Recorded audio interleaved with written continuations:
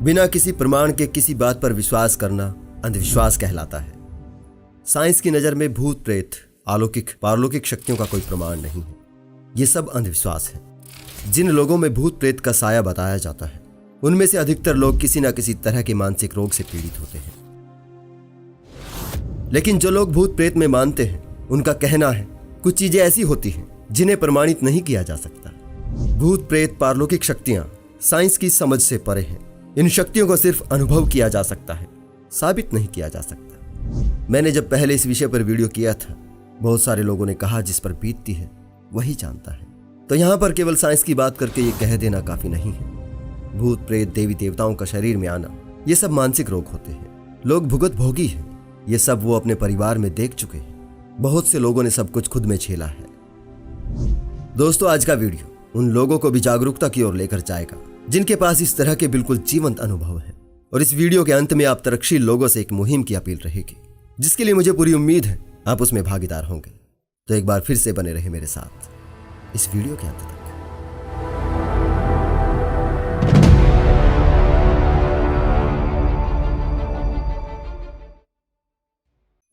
सबसे पहले इस बात पर गौर करना होगा कि हमारे मन के बाहर कोई किसी तरह के भूत हो सकते हैं या नहीं।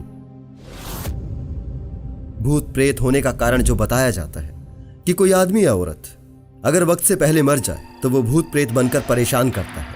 वो अपनी इच्छाएं बताने के लिए या किसी प्रकार का बदला लेने के लिए लोगों के सर आता है। जो लोग भूत प्रेत में विश्वास करते हैं, निसंदेह भगवान में भी विश्वास करते हैं, किसी ऐसी परम शक्ति में जिसने सब कुछ पहले से तय कर रखा है, जिसके कंट्रोल में सब कुछ है। वही जीवन देता है और वही जीवन लेता है। तो ये कैसे तय किया जाए कि मरते वक्त किसका वक्त था और किसका नहीं था? अगर किसी की उम्र किसी परम शक्ति ने पहले से तय कर रखी है तो वक्त से पहले मरना क्या होता है? यह तो कोई ऐसी शक्ति नहीं है, या फिर सब कुछ उसके कंट्रोल में नहीं है। अब दूसरा महत्वपूर्ण सवाल यह खड़ा होता है, प्रकृति के नियम तो सार्वभौमिक होते हैं। वो सभी जीव जो भी हमारी तरह जन्म लेते हैं, प्रजनन करते हैं और मरते हैं, ये नियम सभी पर लागू होते हैं। तो भूत केवल इंसान का ही क्यों, किसी गधे का क्यों नहीं? क्या किसी ने देखा है किसी के सर किसी गधे का भूत आया हो, या किसी गधे के सर इंसान का भूत आया हो? और ये भूत बनने का कारण इच्छाएं अधूरी रहना क्या होता है? अपनी नस्ल को आगे बढ़ाने की इच्छा एक कुदरती गुण है। ये इच्छा हर जीव में होती है। कसाई जब ढेरों बकरे, मुर्गे, मुर्गियों को वक्त से पहले भोजन बना देता है तो उनका भूत उन व्यक्तियों को परेशान क्यों नहीं करता जिन्होंने उन्हें खाया है? अगर भूत प्रेत बनने का कारण इच्छाएं अधूरी रह जाना है तो ऐसा इस धरती पर कोई भी प्राणी नहीं है जिसकी इच्छाएं पूरी हो गई हो। अगर यह धारणा सच होती तो इस धरती पर इंसान और हर जीव से ज्यादा भूत ही होते। प्रकृति किसी के लिए अपने सिद्धांत नहीं बदलती। कुदरत के कायदों से भूत तो क्या, अगर भगवान भी होता तो वो भी बाहर नहीं होता। क्यों भूत केवल इंसान के ही होते हैं और केवल इंसान के ही सर आते हैं? इसका केवल और केवल एक ही कारण है, क्योंकि हम इंसान हैं। हम संवाद करते हैं, कहानियां सुनते सुनाते हैं। ये भूत और देवी देवताओं की रचना हमने की है। ये जानकारी सिर्फ हमारे दिमागों में है, दूसरे जीवों में नहीं है। इसलिए उनमें भूत प्रेत देवी देवता नहीं आते। और हमने ये सब कहानियां अपनी अपनी भाषाओं में गढ़ी हैं। इसलिए हमारी भाषाओं के जानकार भूत ही सर आते हैं, या जो भी भाषा हमें थोड़ी बहुत आती है उसी भाषा के आ सकते हैं। हमने नहीं देखा किसी अंग्रेजी मैम के अंदर कोई बिहार की देवी आ गई हो, या किसी बंगाली लड़की में कोई लैटिन बोलने वाली आत्मा आ गई हो। तो दोस्तों, भूत प्रेत वाकई में होते तो हैं, लेकिन दुनिया में नहीं, केवल हमारे मन में। ये तो कुछ साधारण से तर्क थे, लेकिन तर्क से परे भी तो कुछ है जिसे लोग अनुभव करते हैं। अब उन जीवंत अनुभवों की बात करते हैं जिनकी पीड़ा लोग झेल चुके हैं। हिमाचल प्रदेश में डेरा बड़भाग सिंह, राजस्थान में बालाजी, ऐसे ही कितने ही प्रांतों में कितनी ही ऐसी जगह है जो इस बात के लिए मशहूर है कि जिन्हें भूत प्रेत का साया होता है वहां जाते ही चीखने, चिल्लाने और सर घुमाने लगते हैं। हो सकता है ऐसी जगह आप खुद गए हो या ऐसी जगह के वीडियो देखे हो, तो एक जायज सवाल आपके मन में जरूर आता होगा, इतने सारे लोग मानसिक रोगी तो नहीं हो सकते? आपको हैरानी होगी ये जानकर, देश में करीब 19.73 करोड़ लोग किसी न किसी प्रकार की मानसिक बीमारी के शिकार हैं। इनमें डिप्रेशन के सबसे ज्यादा हैं। आंकड़ों के मुताबिक हर 7वां भारतीय किसी न किसी तरह के मानसिक रोग से पीड़ित है। वो 7वां व्यक्ति आपके परिवार में से या दूर के रिश्तेदार में से कोई भी हो सकता है। हमारे यहाँ कई गलत धारणाओं में से ये भी एक बहुत ही गलत धारणा है कि जो लोग मानसिक रोगी होते हैं वो पागल होते हैं। कोई परिवार ये नहीं चाहेगा कि उसके बच्चे को लोग पागल कहें। उससे बेहतर तो यही है कि उसके सर किसी भूत प्रेत का साया कह दे। इसलिए वो किसी मानसिक रोग विशेषज्ञ को दिखाने से बेहतर किसी तांत्रिक से इलाज कराना बेहतर समझते हैं। अधिकतर मानसिक रोग भूत प्रेत का कारण बनते हैं, लेकिन हमारे यहाँ भूत प्रेत का अंधविश्वास कई मानसिक रोगों का कारण बनता है। जिन्हें इस तरह का कोई मानसिक रोग नहीं है, उन्हें किसी और तरह का शारीरिक कष्ट है और वो कई डॉक्टर्स को दिखा चुके हैं लेकिन आराम नहीं लगा, तो उसके परिवार को स्वाभाविक ही लगने लगता है किसी ऊपरी हवा का असर है। यह समस्या भूत प्रेत तभी बननी शुरू हो जाती है जब उसके आसपास ऊपरी हवा, बुरा साया जैसी बातों की चर्चा शुरू होती है। उसकी पुरानी यादों में भूतों की वो डरावनी कहानियां उभर आती हैं जो वो बचपन से सुनता आया है, और उसे लगने लगता है उसके ठीक न होने का कारण कोई भूत है। फिर जब उस बीमार हो चुके मन के व्यक्ति को किसी ऐसी जगह या किसी ऐसे तांत्रिक के पास ले जाया जाता है जहां उसने सुन रखा है कि वहां अच्छे अच्छों के भूत उतर जाते हैं, तो वो उस जगह के प्रति सम्मोहित हो जाता है।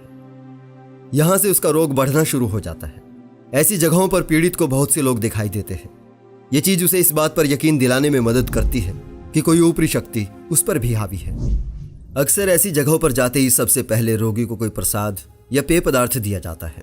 अगर उस वक्त खाने को ना भी दिया जाए तो घर ले जाकर खाने को दिया जाता है, या कुछ लिखे हुए कागज जिन्हें ताबीज कहा जाता है घर ले जाकर पानी में भिगोकर पीने को दिए जाते हैं। अधिकतर पहले दिन चौकी नहीं ली जाती। फिर रोगी जब अगली दफा आता है तो ये सर हिलाने का काम पहले तांत्रिक शुरू करता है। तांत्रिक ऐसा जताता है कि उसके अंदर कोई शक्ति या पीर देवता वगैरह आ चुका है, जिसे देख पीड़ित व्यक्ति के अंदर का भूत उसके सामने आता है। भूत वगैरह कोई नहीं होता, असल में वो अब सम्मोहित भी है और हिल्यूसिनेट भी, तो वो किसी भूत की तरह रिएक्ट करना शुरू कर देता है। इसमें एक खास बात यह है, जब किसी को पहली बार कोई भूत या देवता आता है उसे ऐसा लगता है कि ये सब नेचुरल तरीके से हुआ है, लेकिन 2 बार जब ये हो जाता है तो तीसरी बार उसे पता चल जाता है कि ये हमारे करने से हो रहा है। ये सब हो जाने के बाद एक अजीब सी संतुष्टि हासिल होती है। इसलिए अधिकतर लोग ये जान लेने के बावजूद भी कि ये किसी बाहरी शक्ति की वजह से नहीं होता बल्कि हमारे करने से होता है, उन्हें इसकी लत सी लग जाती है। ये सारा खेल दिमाग के डर से शुरू होता है, जिसे उत्तेजित करने के लिए सम्मोहन, स्वयं सम्मोहन और कई बाहरी नशीली चीजें या केमिकल कारण बनती हैं। चरस, अफीम, धतूरा, गांजा, हेरोइन, LSD ये ऐसे पदार्थ हैं जो मस्तिष्क को उत्तेजित कर मानसिक भ्रम पैदा करते हैं। इन जैसे पदार्थों की बहुत थोड़ी मात्रा यानी 1 मिलीग्राम का करोड़वां हिस्सा भी मानसिक उन्माद पैदा करने के लिए काफी होता है। ऐसे पदार्थ की बहुत थोड़ी सी मात्रा किसी धुनी के धुएं के माध्यम से, प्रसाद या किसी पवित्र जल से या किसी कागज पर लगाकर ताबीज के बहाने पीड़ित को पिला दी जाती है और वो हिल्यूसिनेट हो जाता है। ऐसे में उसके वो शुरुआती अनुभव जिन्हें वो भूत प्रेत समझता है, वो उस वक्त उसके लिए एक जीवंत अनुभव होते हैं। फिर इन्हीं सब के साथ संगीत का बड़ा योगदान रहता है। संगीत तो नॉर्मल से नॉर्मल इंसान को भी थिरकने पर मजबूर कर देता है, और अगर उस समय भय के माहौल में मरीज के आसपास किसी तरह का संगीत बज रहा हो तो वो उस पर रिएक्ट करने लगता है। अक्सर ऐसी जगहों पर खास तरह के नगाड़े बज रहे होते हैं, जिन्हें कहीं जगह डेरू भी कहा जाता है, और वो डेरू वाले कलाकार एक खास कमांड अपने गाने के रूप में देते हैं, जिसे वो डेरू बजाने वाले धीरे धीरे शुरू करके तेज करते जाते हैं। सम्मोहित और बीमार व्यक्ति उनकी बीट्स और लिरिक्स को फॉलो करने लगता है और धीरे धीरे सर हिलाने से शुरू होकर झूमने लग जाता है, चीखने चिल्लाने लग जाता है। अगर संगीत और सर हिलाने के बीच का कनेक्शन आप देखना चाहते हैं तो किसी माता के जागरण में जब किसी महिला के सर माता आते हैं तो उस समय ऑर्केस्ट्रा पर ध्यान दीजिए, उनके बीट्स बढ़ाने और किसी माता आई हुई महिला के सर हिलाने के पैटर्न को अगर ध्यान से देखिएगा तो आपको सारा माजरा समझ में आ जाएगा। आजकल तांत्रिकों वाला वही संगीत डीजे तक आ पहुंचा है, तो वो पागलपन वहां भी दिखाई देने लगा है। दोस्तों, अंधविश्वास केवल किसी एक चीज पर नहीं टिका है।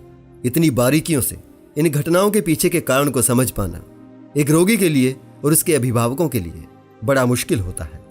आप लोगों के अनुभव झूठे नहीं थे, लेकिन थे वो केवल भ्रम ही। जिस तरह सोते वक्त हमारे सपने हमारे लिए सच्चे होते हैं, हम अपने दिमाग से हर चीज को समझते हैं, लेकिन दिमाग को समझना हम सभी के लिए आसान नहीं है। ये सब जानना हर आम इंसान की पहुंच में भी नहीं है। उसे सरल जवाब आसपास से मिल रहे हैं। टीवी, सीरियल और फिल्मों के माध्यम से ये दिखाया जाता है कि भूत प्रेत से पीड़ित व्यक्ति का डॉक्टर्स भी कुछ नहीं कर पाते। पुरानी फिल्मों में ओम, क्रॉस या अल्लाह का कोई लॉकेट भूत प्रेत से बचा लेता था, लेकिन आजकल तो प्रीस्ट भी भूतों से पिटते हुए दिखाए जाते हैं। हमारे आसपास भूतों की जो महिमा बांधी जा रही है, उनमें भूत भगवान से भी ताकतवर होते जा रहे हैं।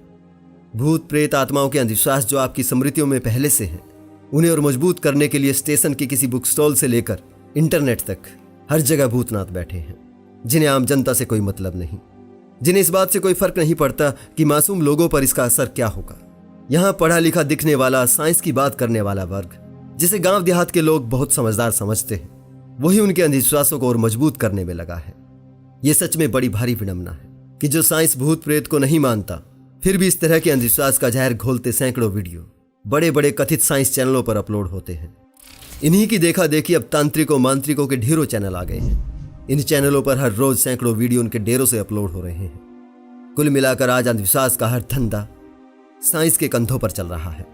साइंस के माध्यम से साइंस पहुंचे ना पहुंचे, लेकिन अंधविश्वास गांव देहात के हर गली तक पहुंच रहा है। सोचिए, जो समाज पहले से ही अशिक्षा, गरीबी, परेशानियों से घिरा हो, वो कैसे इनके फैलाए जाल से बाहर निकले, जिनमें अधिकतर महिलाएं हैं, जो सबसे ज्यादा अंधविश्वास का शिकार हैं, जो भूत के बहाने किए गए तांत्रिक के यौन शोषण का शिकार होकर भी उसे किसी भूत का किया धरा समझती हैं। अब ऐसे में सबसे बड़ा सवाल तो यही है, यह अंधविश्वास और अज्ञानता का अंधेरा दूर कैसे होगा? ये कड़वा सच है, धार्मिक होना और अंधविश्वासी होना दोनों एक ही हैं। बिना अंधविश्वास के आप धार्मिक हो ही नहीं सकते, और धार्मिक रहते हुए आप अंधविश्वास से दूर नहीं हो सकते। किसी नास्तिक पर कोई भूत नहीं आता, बल्कि नास्तिकों से तो भूतों के भूतनाथ भी भाग जाते हैं। ये जितने भी तांत्रिक मांत्रिक बैठे हैं, इनमें से एक भी अपनी शक्तियों को सिद्ध करने के लिए तरकशील संस्थाओं के पास नहीं गया, जिन्होंने इनके एक चमत्कार दिखाने पर करोड़ों रुपयों के इनामों की घोषणा कर रखी है। ये अपने डेरों के भीतर हजारों लोगों के सामने ढेरों चमत्कार करते हैं, लेकिन अपने डेरों के बाहर 4 तरकशील साथियों के सामने एक भी चमत्कार नहीं दिखा सकते। मैं मानता हूं कोई एकदम से तरकशील या नास्तिक नहीं हो जाएगा। आम इंसान सारी उम्र भय में जिया है, उसके लिए उम्र भर के विश्वास त्यागना आसान नहीं है। तो ऐसे में आपके लिए सबसे पहला उपाय तो यही है, आप 1000 अंधविश्वासों को त्याग कर एक विश्वास अंधविश्वास की तरह अपना लीजिए। भूत प्रेत सिद्ध नहीं होते, भूतों के होने का कोई कारण नहीं है, किसी नास्तिक पर कोई भूत नहीं आते। इस बात को पल्ले बांध लीजिए। कभी कोई भूत प्रेत आपको नजर नहीं आएगा, फिर धीरे धीरे आसानी से अपने हर क्यों का जवाब चाहो तो तलाश कर लेना। यही अपने बच्चों को समझाइए, ताकि जो दुखद अनुभव आपने और आपके परिवार ने झेले हैं, वो सब उनके साथ ना हो। बाकी YouTube पर बैठे भूतनाथों का इलाज मेरे तरकशील साथी चाहे तो कर सकते हैं। देश और दुनिया की जितनी भी संस्थाओं ने पाखंडियों को चैलेंज किए हुए हैं, उनके चैलेंज हर पाखंडी के चैनल की हर वीडियो तक पहुंचाना आपका काम है। फेसबुक, व्हाट्सएप पर ग्रुप्स बनाइए, एक दिन के लिए एक पाखंडी को चुन लीजिए और एक साथ इन पर चैलेंजेस की झड़ी लगा दीजिए, और तब तक करते रहिए जब तक ये पाखंड की दुकान बंद ना करते। सरकारों से ये बंद करने की उम्मीद मत पालिए, जाने कब कोई तरकशील सरकार बनेगी। बाकियों की सत्ता तो जनता की अज्ञानता पर टिकी है। ये हमें ही करना होगा, ये जिम्मेदारी हम सबको ही निभानी होगी, वरना हम कितना ही साइंटिफिक टेम्पर की दुहाई देते रहें, लेकिन साइंस के कंधों पर ही अंधविश्वास का विकासवाद जारी रहेगा। इसे हमें ही रोकना होगा। आज के लिए इतना ही दोस्तों, जल्दी ही मिलते हैं अगले वीडियो में। आपका बहुत बहुत धन्यवाद।